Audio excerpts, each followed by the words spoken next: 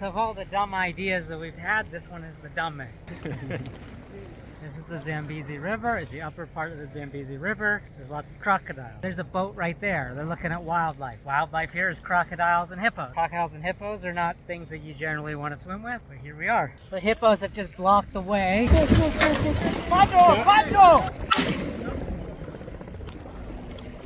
Everybody's making jokes about crocodiles, but we're only doing that because we're all a little bit on edge. Now, this wasn't my first time being in the water with crocodiles. Down in the lower section of the river, I made the somewhat ill-advised choice to go pack rafting.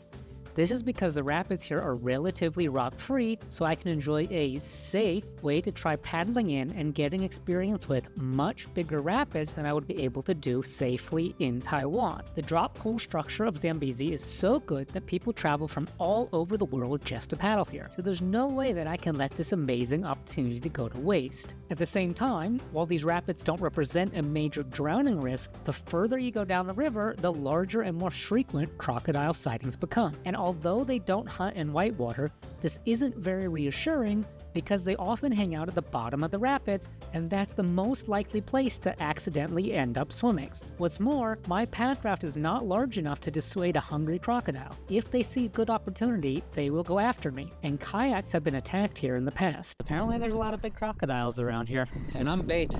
That's why I must stay as close as possible to the rafts in front of me, to try to appear as a singular object floating down the river, one that's far too large for the crocodiles to consider it prey. As fun as these rapids are though in a pack raft, once I started seeing crocodiles over 2 meters long, watching out for them became too stressful, and so I made the wise decision to climb back into the raft. In the lower section they only eat fish, so they don't grow very large. But in the upper section they prey on land mammals and can reach sizes of up to 6 meters. The crocodiles from the top are crazy because they are hunters. Of course, we don't go in the water here for no reason. If you're not in danger, we can't rescue you. Exactly. With us was a highly skilled instructor from the Swiftwater Safety Institute based out of Wyoming. And so we had a valuable opportunity to learn new skills, improve our ability to handle emergency situations, and develop techniques for avoiding them entirely. Despite having taken many similar courses in the past, always learn new skills and techniques from different instructors, and so it's good to take them regularly. The lower section is too big and impractical for most training skills though, so we did a day of rope work at the hotel, theory and rescue training in the crocodile-infested upper river. Pull the giant bone out of the water here, maybe a bush buck, before finally going back down into the canyon for big water swimming and rescue training. Unfortunately, due to my own incompetence, I lost all of the footage from this day except for this one clip that Yachi posted on her Instagram before I broke my phone. Basically, though, we did what Lou here did on Rapid 4, only we did it intentionally. We really learned a lot during the Swiftwater Rescue course. Corey is a very good instructor, and next year we're going to invite SSI to come to Taiwan to teach training classes here. So if you're interested in taking a Swiftwater Rescue course, send me a message. I'll put you on the waiting list. All right, so we just made a last-minute decision to go to Chobe National Park in Botswana. So now we're driving from Zambia to the border.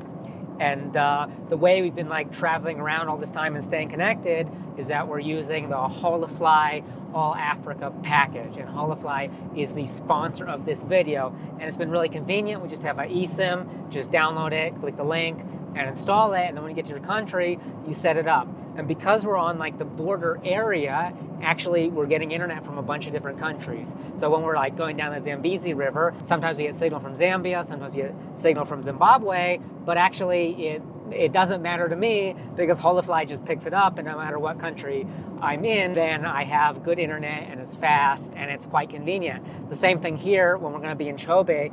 Actually, the border is from Namibia and Botswana. And so in the national park, actually, there's no signal, but in the Namibia side, there is. And so when we're in Kasane, we're using Botswana internet. We're in Chobe, we're using Namibia internet. When we go to Big Falls, we're using Zimbabwe internet. When we're in Livingston, we're using Zambia internet. And we don't have to worry about any of that. So it made it real simple. Also saved us a lot of money, not having to buy all the different SIM cards and all the time, having to wait in line and set that up. So I highly recommend it. Check out Holafly, there's a link in the description. Also use my discount code for special offers. Thanks a lot to Holafly for sponsoring this video. And now let's go check out Chobe. I'm super excited. That is the elephant capital of the world. Over 100,000 elephants. I can't wait to see them.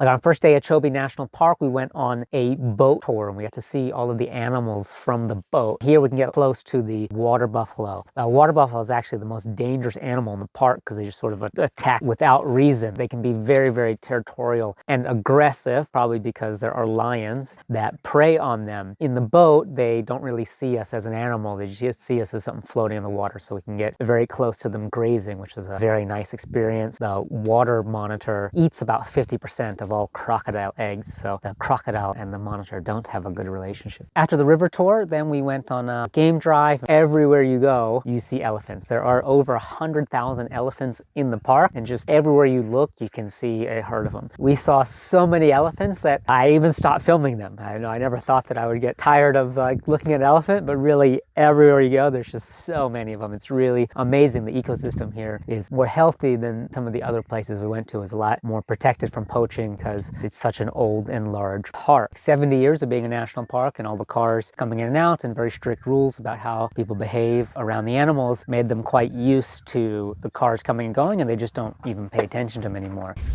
It's really close.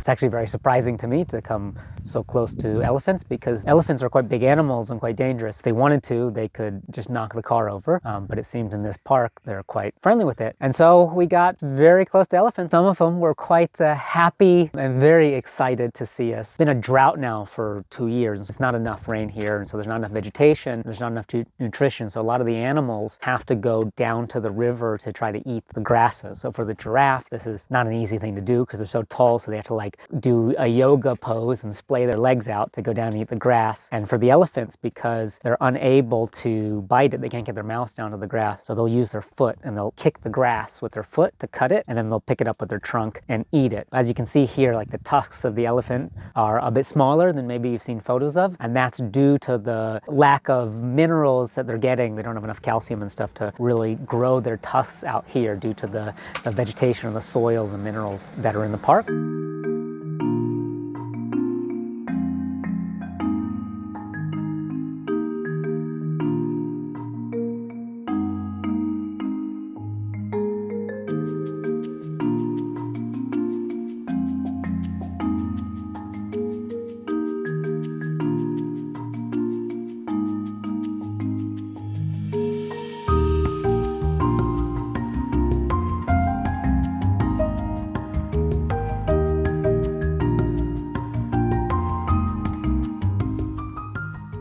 Yeah, most of the lions we saw, they were just kind of sleeping around. We hear them at night. We did get to see some lions that were kind of staking out the field looking for prey, but one of the females, it jumped up too quick before an animal was close enough, and the impalas saw her or smelled her, and they made this sound that communicated to all of the animals on the prairie that there was a lion nearby. As far as the eye could see, the animals just ran away. Zebra, buffalo, impala, giraffe, even way out in the distance. Maybe they passed the message up the river. They all just scattered, except for the elephants, which just don't care. A large elephant is not prey for a lion. The lions are not capable of taking down a large elephant, and so they just kind of keep close to the baby elephants. And the lions also don't want to mess with the elephants. Apparently the elephants like to harass the lions. So maybe they're not the king of the jungle after all. Maybe it's the elephant. So in total, we spent 2 days and 2 nights in the park, which cost us about $400. Originally, we were actually going to stay for 3 days. I guess you could say the park is too good. You see almost everything you want to on the first day. After that, you're kind of just driving around in circles, in the same circles. You will see more animals. Of course, the longer you stay, the more animals you see, but it does tend to get a bit repetitive. So actually, my recommendation for people would probably just be 2 days, 1 night. Easy enough. Save some money and take the extra time and go see something else in Botswana. Really, though, it's an amazing park. We also got quite lucky. We saw a leopard. Although it was up in a tree a bit far away and a little bit dark, those are very difficult to see. I think we got lucky on the first day. Not guaranteed, but it's a very beautiful animal, very cool. Also, a lot of other animals here and many, many birds. I think one of the things that gets overlooked is when you come to these national parks, you should really try to look at all the birds. And I think it'll help if you have a list of birds, or a field guide, and then you can check them off. It'd be a fun game. But we saw painted roller, some big birds like the pelicans, the fish eagles, and we saw a really cool eagle with her red beak and red feet, which is really, really nice. And other kind of fishing birds with like the long chopstick-like legs that are jumping around. Highly recommend it. You gotta come to Chobe on our future Zambezi rafting trips. If we have one, we're gonna change it up a bit. And after the trip, come here, do like a day, and it's really exciting and really interesting, and really changes the way that you get nature and interact with nature when you're in an area that has so many big animals.